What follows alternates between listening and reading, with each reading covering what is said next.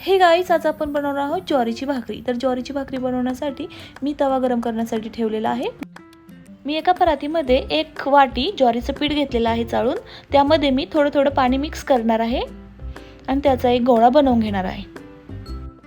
तर मी घट्ट असं पीठ मळून घेतलेलं आहे, तुम्ही पाहू शकता। आता मी त्याची भाकरी थापणार आहे।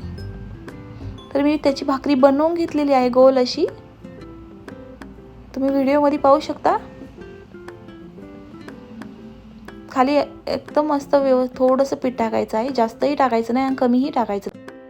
कमी टाकलं तर भाकर चिकटू शकते, जास्त टाकलं तर भाकर गोल गोल फिरत नाही। त्यामुळे व्यवस्थितच थोडंसं पीठ टाकायचं आहे। आणि मी तव्यावरती त्या उलट्या पद्धतीने टाकलेली आहे। व्यवस्थित तवा तापवून घेतला आहे आधी।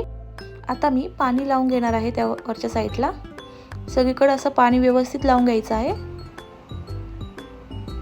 आणि मग भाकरी उलटी करायची आहे। उलटण्याच्या मदतीने आपण ती भाकरी उलटी करायची आहे। मध्ये मध्ये चेक करायचं आपली भाकरी भाजलेली आहे का नाही। माझी भाकरी भाजलेली आहे। मी आता ती उलट्या पद्धतीने गॅसवरती भाजत आहे। माझ्या भाकरीला चांगला पापुडा आलेला आहे, चांगली फुगलेली आहे। सगळीकडे व्यवस्थित भाजून घ्यायची आहे।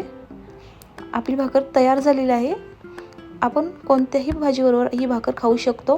अशाच नवनवीन रेसिपींसाठी डेली लाईफ चॅनलला सबस्क्राईब करा, बेल आयकॉन प्रेस करा। बाय।